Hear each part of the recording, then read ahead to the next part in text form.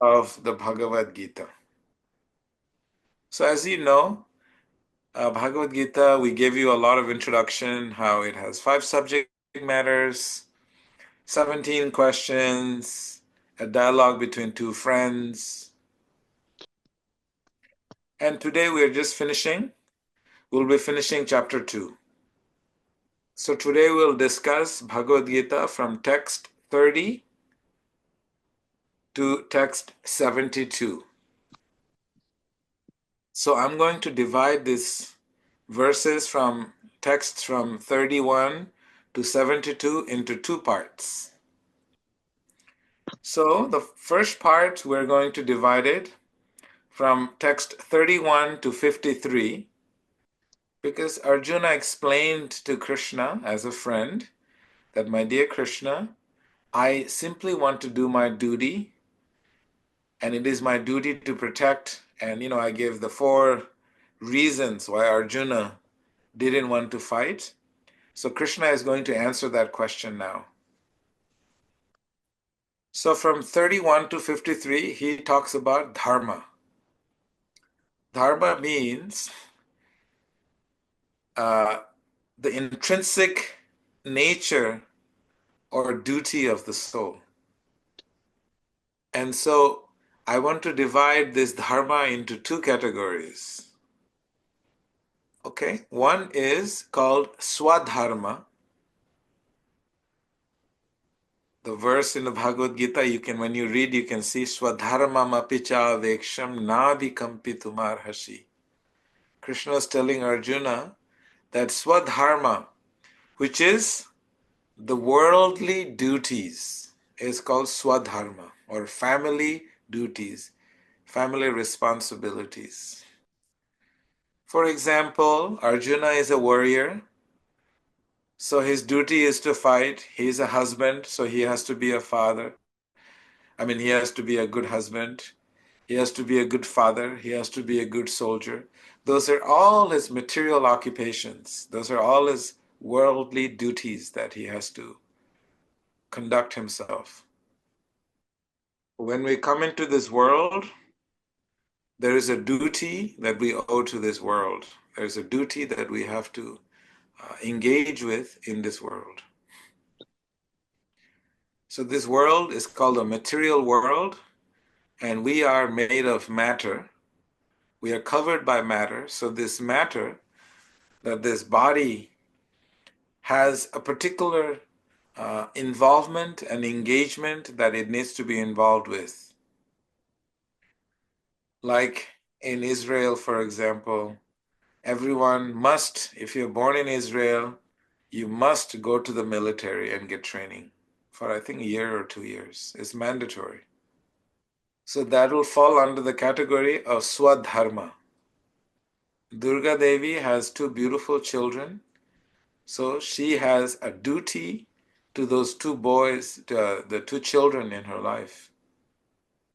And her whole life centers around making sure that these 2 beautiful souls in her world is really, really well taken care of and nourished and nurtured. So this is called swadharma. You cannot avoid your swadharma. You must engage with it. Like if you're a mother or a father, you can't just say, I'm not going to do my motherly duties, that my kid can go and cook and do whatever he wants. We study in the other wisdom text, the Srimad Bhagavatam, where it explains, Pita na satsya, janani na satsat, which means that if you're not ready to follow your swadharma, don't become a mother, don't become a father. You have to understand that you have a swadharma, a duty towards your children. So the second kind of dharma is called sanatana dharma. Sanatana dharma. So this is called the eternal duty. And eternal means spiritual. So each and every one of us have a spiritual duty in this world. So what does that mean? What is a spiritual duty? Spiritual duty means the duty of the soul, that which resides in this body. and that is to understand that we are eternal part and parcel of the cosmic creation. And as part and parcel of this cosmic creation, there is a duty that is connected to the whole cosmic, the whole cosmos. So that dharma or that duty that we have to the cosmos, to the creator, to the supreme consciousness, that dharma, that duty is called Sanatan Dharma. So each and every one of us, we have these two duties, the Swadharma and Sanatan Dharma.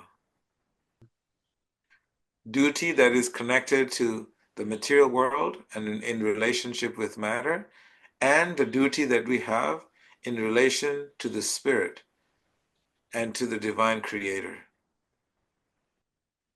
So that means that unless we are engaged in both these two dharmas, Swadharma and Sanatan Dharma, our life will have an imbalance. If you simply take care of your body, working hard, making money, looking good, eating, dressing, using bathrooms, just taking care of the body, what is happening is you're taking care of one of your dharma, and your Sanatan Dharma, the dharma, the duty of the soul is neglected, and so you'll become unsatisfied. We must engage with the material world, taking care of our body, our relationships, and our involvement in the material world, but we must never forget the Sanatan Dharma. That means we need to really, really focus on cultivating the inner nature and the inner chambers of our heart, which is the seat where we live along with the divine. And that's why Krishna will explain in the 4th chapter of the Gita. Arjuna asked the same question. My dear friend, my dear Krishna, please help me out. How do I do this? And so Krishna explains, Tadvidhi pranipatena pariprashnena sevaya. And very beautifully he explains that no, it's okay, Arjuna. You have to inquire about this submissively with humility and surrender. And the teacher and the guru reveals to you your true spiritual nature, and he brings out the nectar. He opens the vault in your heart where you get to see your true spiritual nature. And that is there in the chapter 4 of the Gita. So that spiritual relationship, that spiritual dharma, the dharma of the spirit, there's a dharma of the spirit and there's a dharma of the matter. The dharma of the matter is Swadharma. Dharma of the spirit is Sanatan Dharma. So it has to be matter and spirit. There has to be a very, very beautifully symbiotic, balanced relationship and balanced execution. If tomorrow Krista's husband decides, I'm done with family life, I'm going to Vrindavan, and I'm just going to focus on my spiritual duties, do you think that that will be the right thing to do? No, because he is a father, he is a husband. He needs to be there for the children, he needs to be there for Krista. And together they have to engage in Swadharma and Sanatana Dharma. Or if tomorrow Ram decides that I don't want to have anything to do with spiritual life, I just want to go out and take care of my body, build a big muscles and go party and just take care of my body and not worry about anything to do with my spiritual life. So that could be the other track. Train runs on two tracks, not on one track. Sanatan Goswami was a minister to the emperor of the world at that time, to the emperor of India, was the who was the Sahab, the Nawab, who was like the big king of all of India at that time. Sanatan Goswami, when he finished his duties as a minister, He had been doing his duty as a minister, but his heart was yearning for something more in his life.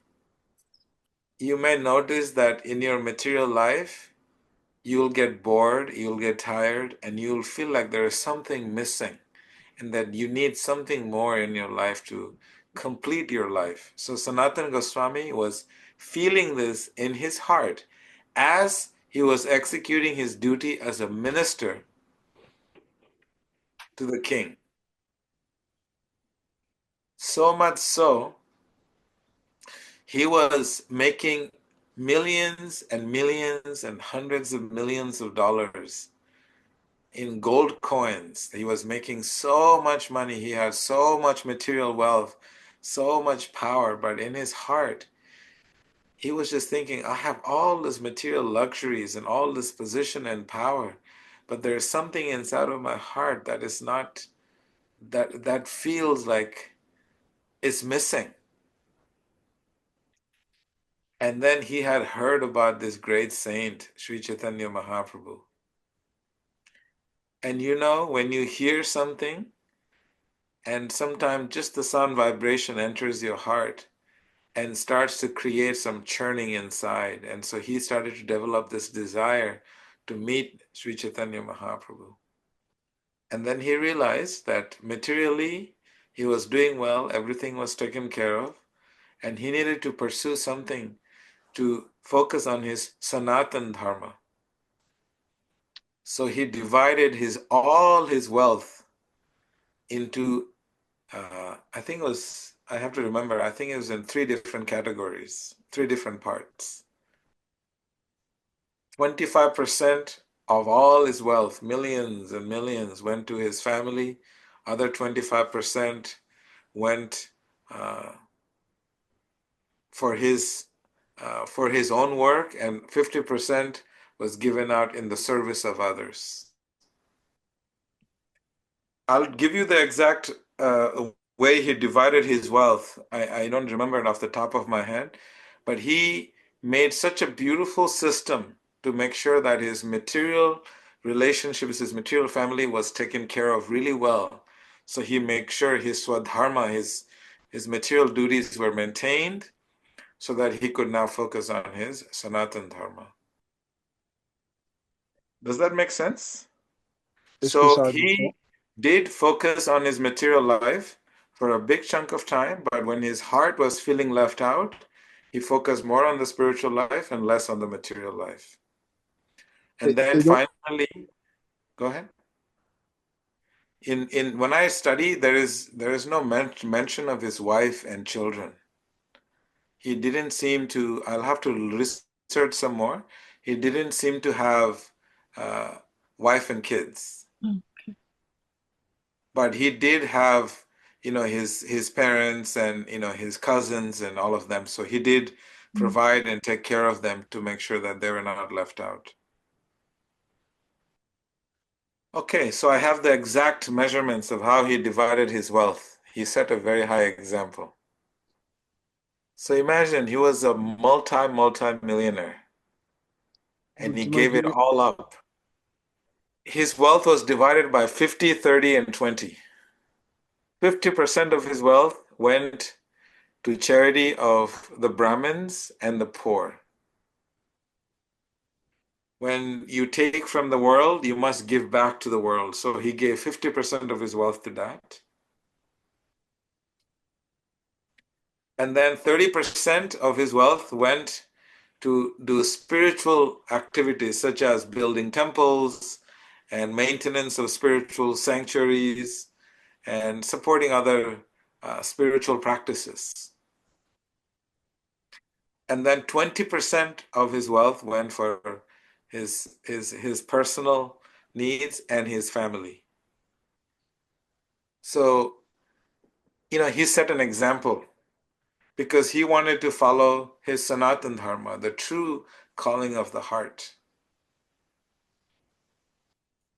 See, most people nowadays, if you look at your actions, most of our actions will be geared towards Swadharma, taking care of family, husband, wife, kids, and our Sanatan Dharma gets maybe 20%, 10%, 5% of our time and attention.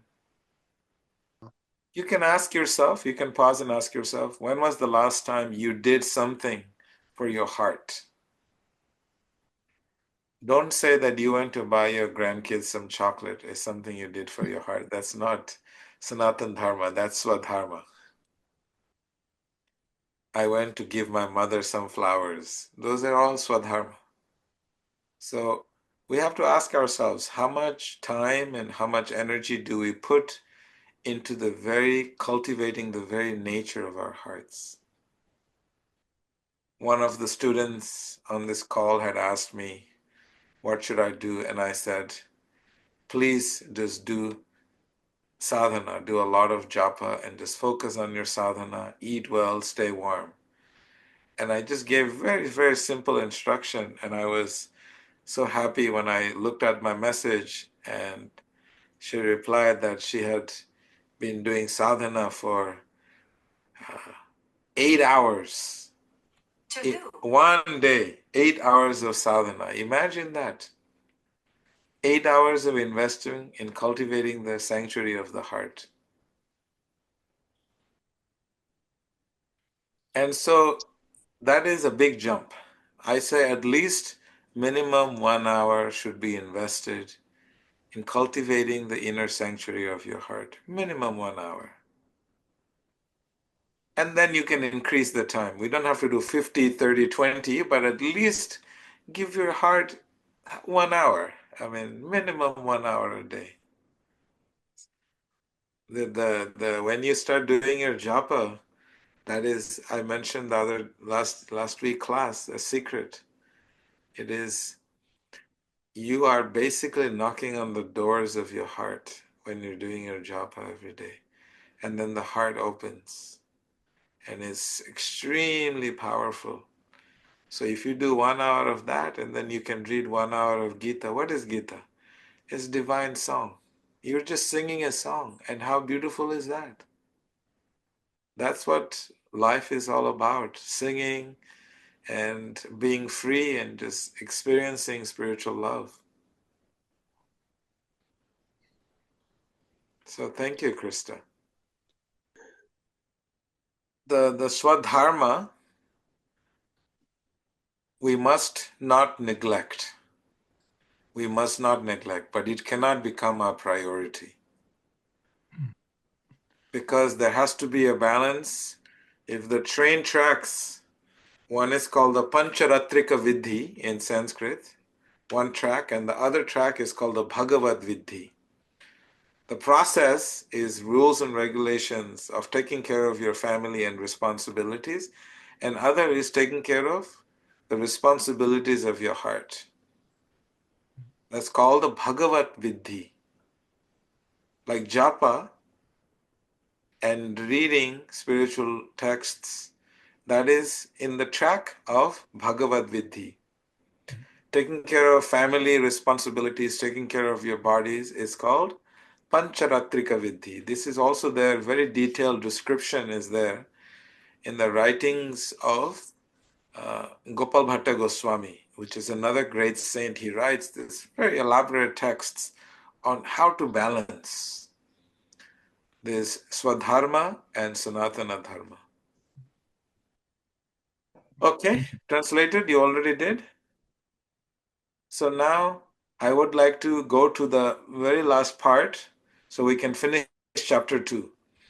Verse 54 to 72, Krishna is explaining about this character of a person who is called Atmarama. Atmarama means someone who is satisfied within himself or herself. You don't need anything from the outside. And he explains that character of that person as someone who is free from fear, attachment, and anger. So imagine if you want to be satisfied within yourself and not be dependent on anything on the outside, you have to become free from fear, attachment, and anger. These are the three qualities that once you come to those that level of being free from these three qualities, then you will become satisfied within yourself and you will not need anything from the outside world. There is a very beautiful verse you can find in the Gita when you read chapter 2. Very beautiful Sanskrit. I used to love because I had memorized the whole Gita. Because it's only it's only a 700 text dialogue between two friends, so very easy to memorize. So it says, Apuryamanam achala pratishtham samudramapa pravishanti yadvat tadvat kamayam pravishanti sarve sasantimapnoti nakamakami. What it means is a person who is not disturbed by the incessant flow of desires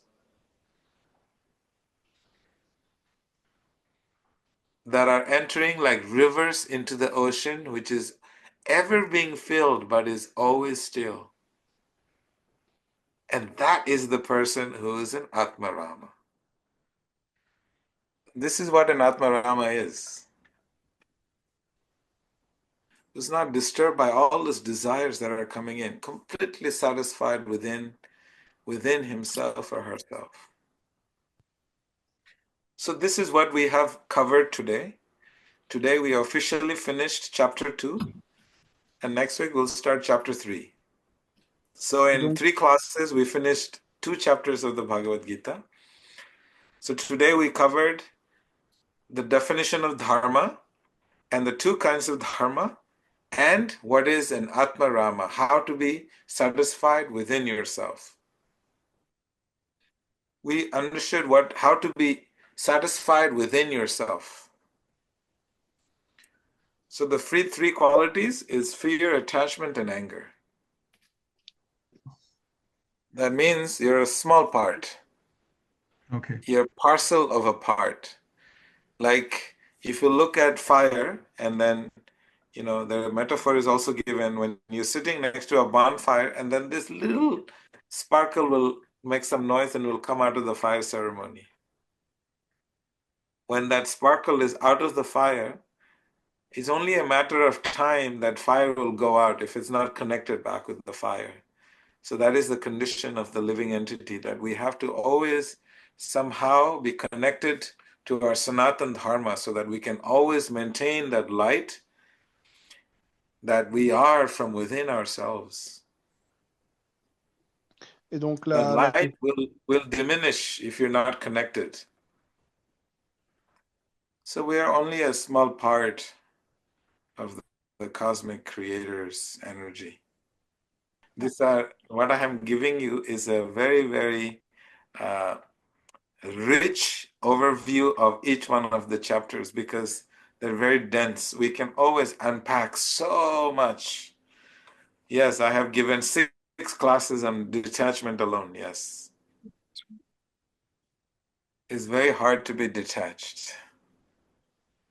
So we cover a lot of territory on how to practice detachment.